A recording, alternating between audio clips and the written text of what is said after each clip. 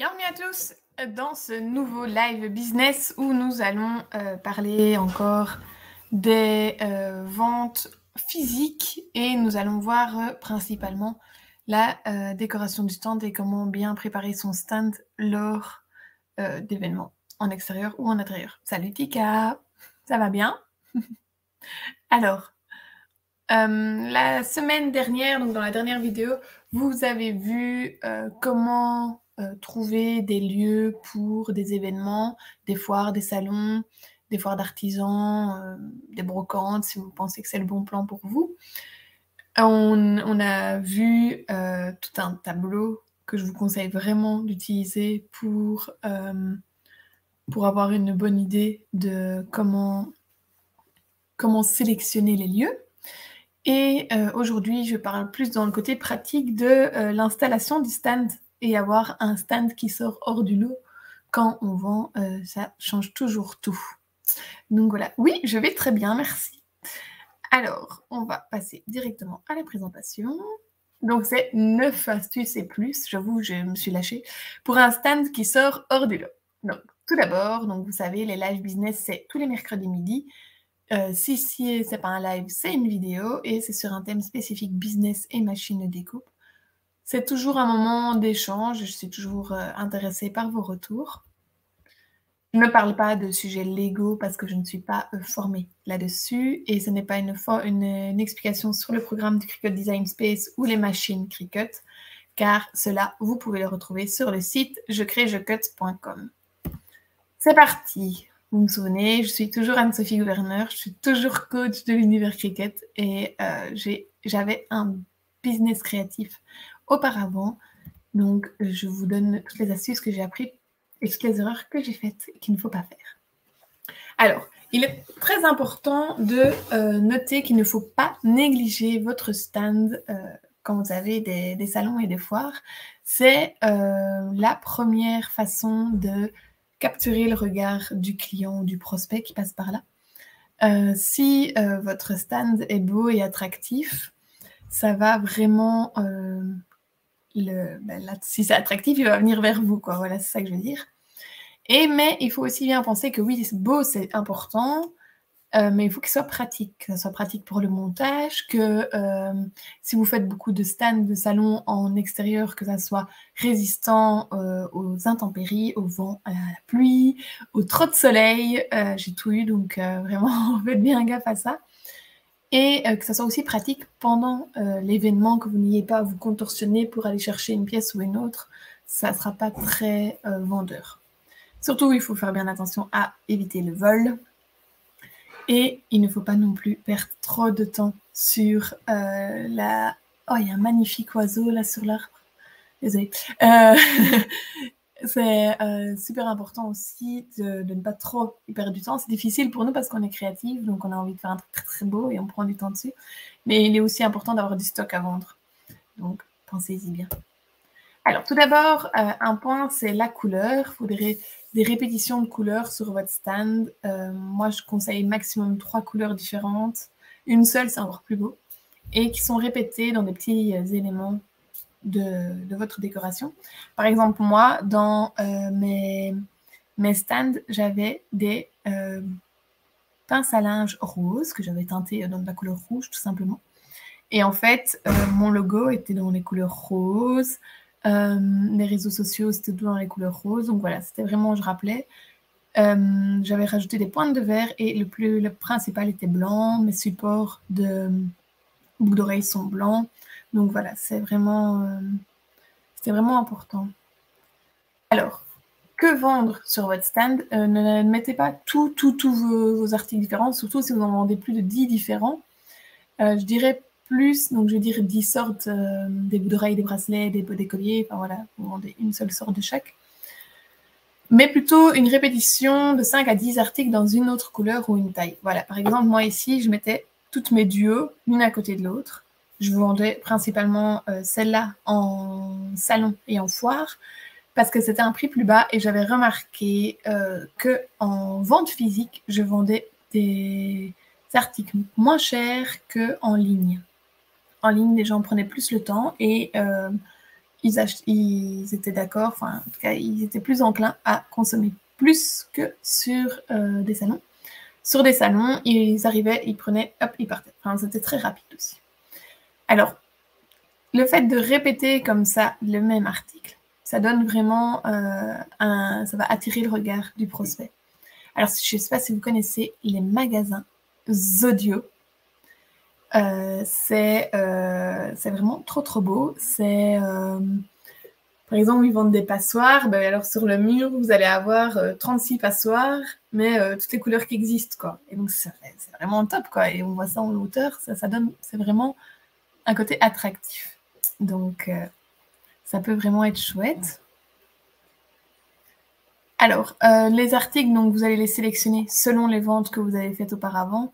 Et je vous conseille différentes échelles de prix quand vous commencez, comme ça vous voyez ce qui se vend et quelles sont les échelles de prix qui vont se vendre. Vous voyez, moi c'était 10 € max. Donc il fallait beaucoup de stock, mais à bas prix.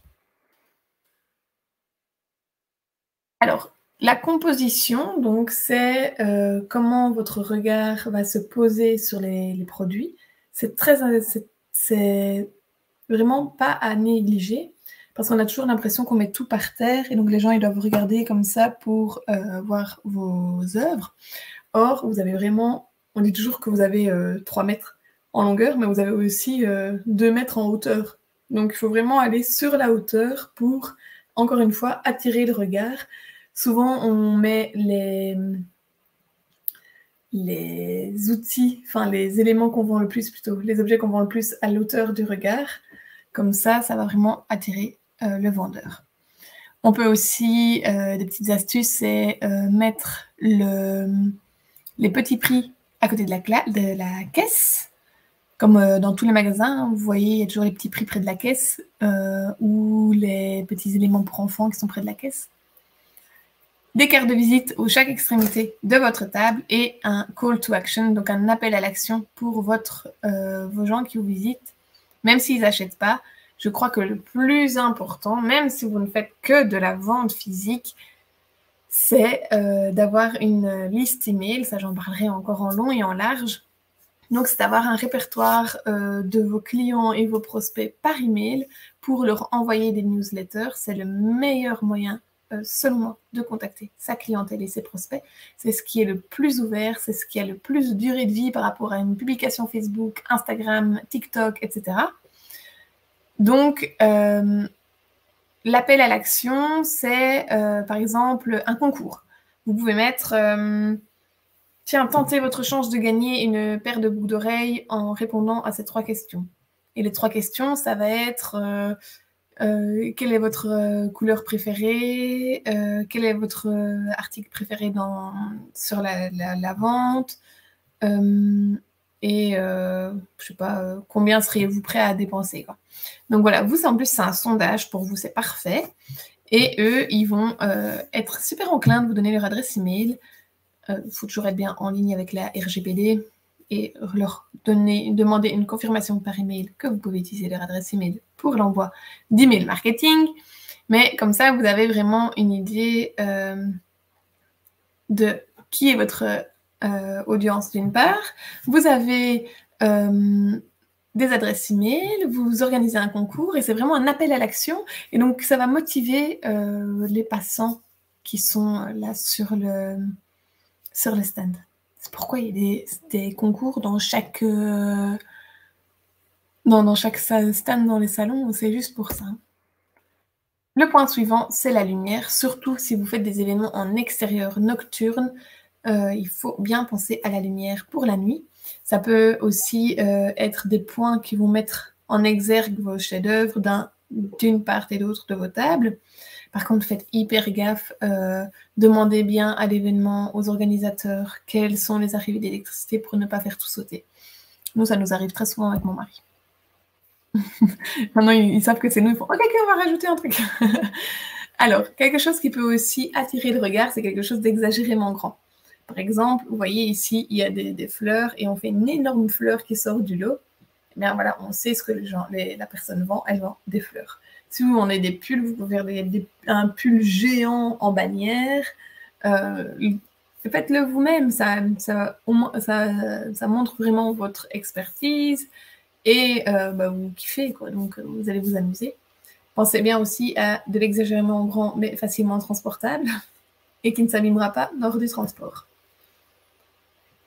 Un point qui est vu souvent dans les salons, plus surtout dans les brocantes et les foires artisanales, c'est l'intérêt, le rappel de la nostalgie.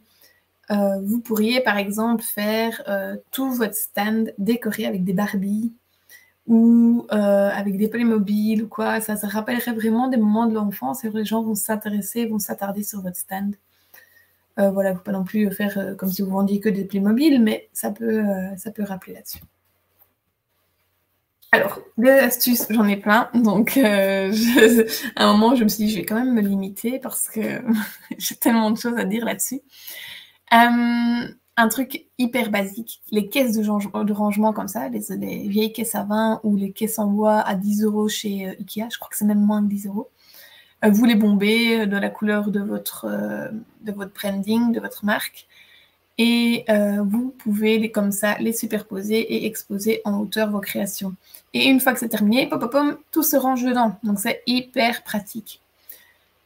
Imaginons le placement en U. Ça, c'est quelque chose qui est vraiment, je trouve, génial. C'est d'avoir 3 tables et vous à l'arrière de la table du fond. Et donc, comme ça, les gens rentrent chez vous et ils peuvent voir vraiment beaucoup de stock, mais ils vont rentrer chez vous. C'est pas juste barrière et vous regardez ce qui est là sur une ligne. Non. Au moins, on gagne l'espace en faisant un U. Par contre, en placement en U, on va bien faire attention au vol qui est plus fréquent.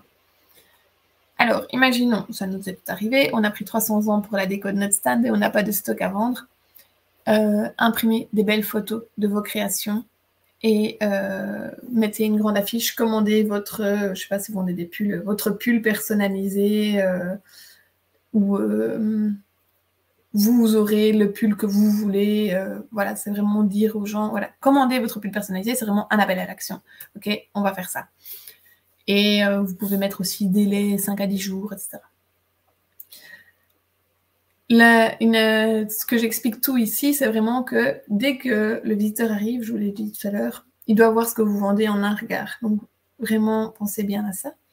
Alors, on peut mettre aussi une petite coupelle avec des trucs gratuits, des bonbons. Moi, je faisais des bagues avec des chutes de cuir de mes bijoux. Ça marchait du tonnerre, en fait, parce que les gens, ils l'avaient. Sauf qu'il n'y avait pas le nom de Je crée, je code dessus. Donc, pensez à un truc qui peut plaire aux gens, qui est gratuit, qui vous coûte pas cher et qui rappelle qui vous êtes et ce que vous êtes. Un miroir, si vous vendez des bijoux ou des pulls pour que les gens puissent voir comment ils sont avec. Je vous conseille de la déco lourde pour éviter des problèmes lors d'intempéries. Malheureusement, c'est chiant pour le montage et le démontage. Et aussi afficher vos prix pour que les gens n'aient pas à chercher. C'est important, c'est aussi une bonne communication d'afficher ses prix. Ça prouve que vous êtes à l'aise avec. Allez, je rajoute encore un peu. Surtout, préparez votre stand chez vous. Vous montez toutes les tables, toutes les nappes et tout pour voir le temps que ça vous prend pour monter et démonter, pour voir si c'est pratique, pour faire des photos qui vont vous aider pour le montage. Et en fait, ces photos, elles vont aussi nourrir votre communauté. Parce que vous allez dire, regardez, je suis en train de préparer mon stand, qu'est-ce que vous en pensez? Ça peut vraiment bien fonctionner. Voilà, voilà. J'ai fini mon blabla. Alors, est-ce que vous avez des questions? Est-ce que vous avez l'intention de faire des salons cet été? C'est souvent l'été qu'on en fait. Et c'est vraiment le moment pour réserver s'il y a encore des places. On est vraiment dans un moment post-Covid, donc tout va recommencer. Donc, dites-moi un peu si c'est quelque chose qui vous tente ou pas du tout. Moi, j'avoue, juste à faire la présentation, j'étais trop cool. J'ai envie d'en faire. J'aime ça. J'aimais vraiment ça, c'était chouette, on voyait du monde. Ça peut être vraiment, vraiment bien. Je vais voir cet été si je vais pas en faire un avec personnalisation de mug avec la mug press. Ce sera juste un événement comme ça, une fois chez moi. Mais s'il fait beau, ça peut être bien. Je revois du monde. Et la mug press, ça peut vraiment être impressionnant parce que les gens, ils vont... les enfants, ce sera vraiment comme ça que je le ferai, les enfants dessineraient leur dessin sur la tasse avec la feuille qui est déjà prédécoupée. Je prends les coordonnées et je leur envoie un SMS genre 1 heure après où je leur dis de toute façon revenez dans 1 heure, vous avez le numéro Intel et ils ont leur tasse qui est personnalisée. Après, j'aurai aussi des ventes de tasses qui sont déjà faites. Alors, Virginie me dit « Ah, j'ai un salon prévu au mois de juin, mais je suis timide, donc j'ai peur de ne pas être à l'aise. » Alors, clairement, moi, c'était vraiment un gros problème parce que j'arrivais pas... Comment dire? J'aime pas quand les gens m'harponnent, moi, dans les salons. « Bonjour, madame, vous avez vu, je fais ça, nanana. » Non, je ne disais rien. Et en fait, c'est la meilleure technique. Tu ne dis rien, tu dis bonjour, voilà, juste politesse normale. Si la personne reste, vous pouvez lui dire est-ce que je peux vous aider? Et si elle dit non et qu'elle part, ben c'est tout, c'est qu'elle ne voulait pas. Il n'y a pas du tout de stress à ça. Comme tout, moi, voilà, comme tout, c'est en faisant qu'on s'exerce et qu'on va être de plus en plus meilleur. Donc voilà, je pense que vraiment il faut y aller avec le couteau entre les dents, comme je dis, y aller à fond, comme si c'était tu devais tout miser dessus et ça ira. Et puis si ça va pas, bien tu prendras les bonnes idées et tu comprendras pourquoi et tu feras mieux la prochaine fois. Mais vraiment, il faut y aller. Franchement, maintenant, j'ai tourné, je crois que je dois avoir tourné plus de 120 vidéos à l'heure de cette vidéo-ci. Ma première vidéo était très merdique, elle m'a pris 1 journée pour 15 minutes de vidéo, hors montage. Hein. Donc, c'était très mauvais. Mais maintenant, voilà, j'ai ma petite checklist, je sais ce que je dois faire et ça va de plus en plus facilement. Faire des lives aussi, c'est de plus en plus facile. Les premiers, j'étais stressée comme une folle. Maintenant, j'y vais tranquille. Je sais que au fond de moi, je vais faire ce que j'aime. Et ça n'a pas de prix. Et je sais que quand on parle avec son cœur, ça marche du tonnerre, quoi. Donc voilà. Qu'est-ce que tu vas vendre, toi, Virginie? Ah, et Tika qui dit « Pourquoi pas quand je me serai lancée ?» Alors lance-toi. Mais oui, vraiment. Alors, est-ce que ça coûte cher de faire des salons? Ça dépend vraiment de tout. Ça vraiment... t'as des petits machins dans ton village, ça va coûter 20 € ou 5 € le mètre. Enfin, tu vois... ça coûte rien du tout. Après, tu as des gros salons, genre salon de la maternité, bah là, ça va être 1 500 € pour un stand de 2 mètres, mais sans angle, sans lumière, sans... Donc voilà, ça peut être vraiment plus. Moi, je pense que il faut, enfin voilà ce que je disais dans la dernière vidéo, il faut toujours avoir l'objectif en tête. Qu'est-ce que je veux faire lors de ces stands? Est-ce que je veux vendre? Est-ce que je veux me faire connaître? Donc, vous voyez, moi, je suis toujours dans le principe que des petits salons, des petits stands avec un coût réduit, là, moins de 200-300 €, vous allez vendre. Vous allez rentrer dans vos frais. Point. Vous allez vous faire connaître légèrement dans la communauté qui est là. Plus vous allez aller dans des stands nichés, donc par exemple salon de la maternité, salon, je sais pas, par exemple salon de l'éducation et vous faites des tapis d'éveil. Eh bien, ça peut vraiment bien que ça pourrait mieux fonctionner si c'est bien ciblé. Le plus important, c'est que votre stand soit hyper quali pour que les gens vous se rappellent. Vous n'allez certainement pas rentrer dans vos frais. On ne rentre pas dans ces frais dans des gros salons. Mais au moins, on parle de vous. Il faut que vous attiriez le regard, que vous ayez des cartes, que vous ayez un appel à l'action blindé. Et voilà. Mais c'est clair que ça peut coûter cher, mais les objectifs sont différents aussi selon le coût du salon. Alors Tika qui dit « Ouais, j'aimerais bien me lancer, mais j'ai trop peur que ça ne marche pas. » Eh bien, tu sais quoi? Si tu ne te lances pas, ça ne marchera absolument pas. Au matin, j'écoute beaucoup de podcasts inspirationnels et tout ça. Et le gars, il dit, si tu veux être médaillé olympique, pense que tu vas être médaillé olympique. Peut-être que ça n'ira pas, mais ça ira certainement pas si tu dis je ne serai jamais un médaillé olympique. Donc, il faut vraiment avoir le bon mindset et être positif. Je dis ça, c'est très facile. Virginie nous dit qu'elle vend des bijoux en inox avec des perles. Oui, donc c'est quelque chose qui pourrait vraiment avoir son public dans de petits salons, dans de petites foires régionales ou départementales. Et elle nous dit, Virginie, qu'elle utilise la Cricut pour les supports de bijoux. Mais clairement, que je te comprends, c'est vraiment hyper facile, quoi. Donc, non, c'est clair. Et Virginie nous dit, merci pour les encouragements et l'idée des appels à l'action. Mais vraiment, vous avez une chance de fou d'une personne qui passe, qui s'arrête chez vous 5 minutes. La personne, elle va passer, elle ne se souviendra plus de vous, vous vous souviendrez plus d'elle. Mais là, c'est une personne qui est intéressée. C'est peut-être pas le bon moment ou quoi, mais peut-être que dans 1 an ou 2 ans, elle va acheter chez vous, mais il faut pour ça que vous que vous ayez une relation ensemble, pas genre une relation, mais que vous lui rappelez un petit peu, oh, j'existe, je fais des super collections pour la fête des mères, trop cool.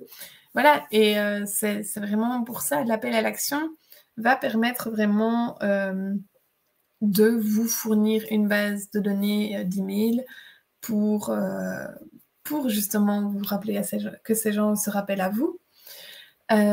Par contre, voilà, il y a les concours, c'est bien, mais bon, on a un peu du tout venant. Donc c'est pour ça aussi qu'un questionnaire avant le concours permet de cibler la personne, parce que si la personne n'est pas intéressée, ça sert à rien de la rajouter dans notre mailing list si elle veut juste son concours. Mais il y a d'autres façons, par exemple, dire élisez votre produit préféré. Si vous voulez recevoir dans votre boîte email les 7 astuces pour entretenir vos bijoux.